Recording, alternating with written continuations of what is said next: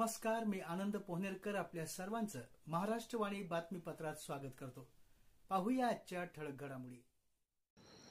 अलीकडील काळात हिंदू आणि मुस्लिम समाजाचे अनेक सण एकत्र येताना दिसत आहेत।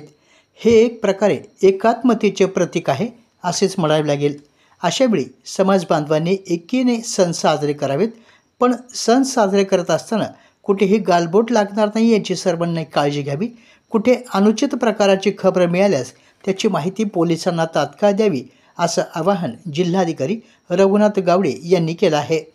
रमजान ईद, गुढीपाडवा आणि रामनवमी हे सण शांततेत पार पाडण्यासाठी जिल्हा शांतता समिती आणि विभाग प्रमुखांची बैठक जिल्हा नियोजन समिती सभागृहात घेण्यात आली।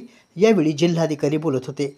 या प्रसंगी पोलीस अधीक्षक रवींद्र सिंह परदेशी, महानगरपालिका आयुक्त धैर्यशील जाधव, निवासी उपजिल्हाधिकारी अनुराधा ढालकरी, उपविभागीय अधिकारी दत्तू शेवाळे, अप्पर पोलीस अधीक्षक यशवंत काळे, जिंतूर उपविभागीय पोलीस अधिकारी जीवन बेनीवाल, ग्रामीण पोलीस अधिकारी चंद्रशेखर देशमुख, प्रोफेशनली IPS अधिकारी ऋषिकेश शिंदे यांच्यासह विविध विभागांचे प्रतिनिधी यावेळी उपस्थित होते।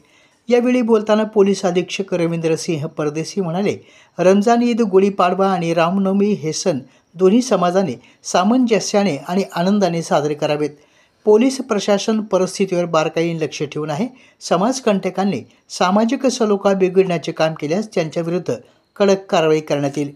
समाज माध्यमांवर पोस्ट करताना कोणाच्याही भावना दुखवणार नाहीत याची दक्षता घ्यावी। परभणी हे माझे गाव आहे, माझ्या गावात मी काहीही अनुचित घडू देणार नाही असा प्रत्येकाने ठाम विचार करून हे सण आनंदात साजरे करावेत असं आवाहन केलं। महानगरपालिका आयुक्त धैर्यशील जाधव यांनी हे सण साजरे करत असताना नागरिकांनी अतिशय संवेदनशीलपणे आणि सामंजस्याने सण साजरा करावेत। महानगरपालिकेच्या वतीनं स्वच्छता आणि इतर आनुवंशिक बाबींसाठी दक्षता घेतली जाईल असं आवाहन केलं। जिल्हा विधी सेवा प्राधिकरण परभणीच्या वतीनं 22 मार्च 2025 रोजी परभणी आणि हिंगोली जिल्ह्यामध्ये राष्ट्रीय लोक अदालतीचं आयोजन करण्यात आलं होतं। आयोजित राष्ट्रीय लोक अदालतीमध्ये सर्व प्रकारची तडजोड पात्र फौजदारी प्रकरणे, भारतीय चलनक्षम दस्तऐवज अधिनियम 1889, बँक वसुली प्रकरणे, मोटार अपघाताची प्रकरणे, कौटुंबिक वादाची प्रकरणे, कामगारांची प्रकरणे, भूसंपादन प्रकरणे इत्यादी ठेवण्यात आली होती। सदर राष्ट्रीय लोक अदालतीमध्ये न्यायालयातील प्रलंबित तडजोडपात्र 7,567 प्रकरणे निकाली काढण्यात आली असून त्यातून 19,39,00,000पेक्षा जास्त रकमेची वसुली करण्यात आली आहे। न्यायालयातील 900 प्रलंबित प्रकरणे निकाली काढण्यात आली असून त्यात 12,47,00,000 रुपयांची वसुली करण्यात आली आहे। आयोजित राष्ट्रीय लोक अदालत यशस्वी करण्यासाठी अध्यक्षा तथा प्रमुख जिल्हा आणि सत्र न्यायाधीश उज्ज्वला यम नंदेश्वर यांच्या मार्गदर्शनाखाली परभणी आणि हिंगोली जिल्हा अंतर्गत कार्यरत सर्व न्यायाधीश आणि जिल्हा वकील संघ अध्यक्ष ॲडव्होकेट MS सोळंके आणि वकील संघ यांनी महत्त्वाची भूमिका पार पडली अशी माहिती जिल्हा विधी सेवा प्राधिकरणाच्या सचिव अर्चना M तामणे यांनी दिली आहे। पुण्यश्लोक अहिल्यादेवी होळकर यांच्या त्रिशताब्दी जयंती वर्षाच्या निमित्तानं राजयोगिनी अहिल्यादेवी या भव्य नाट्यप्रयोगाचं प्रभावती नारी मंच आणि पुण्यश्लोक अहिल्यादेवी होळकर अध्यासन केंद्र यांच्या वतीनं परभणी येथील अक्षदा मंगल कार्यालय या ठिकाणी आयोजन करण्यात आलं होतं। या कार्यक्रमाच्या उद्घाटन प्रसंगी जिल्हाधिकारी रघुनाथ गावडे, पोलीस अधीक्षक रवींद्र सिंह परदेशी, जिल्हा सरकारी अभियोक्ता ॲडव्होकेट ज्ञानोबा दराडे, ऋषिकेश सकनूर, प्रभावती नारी मंचच्या सुनीता कुलकर्णी, सुरेखा दराडे, जयश्री कालानी यांची व्यासपीठावर उपस्थिती होती।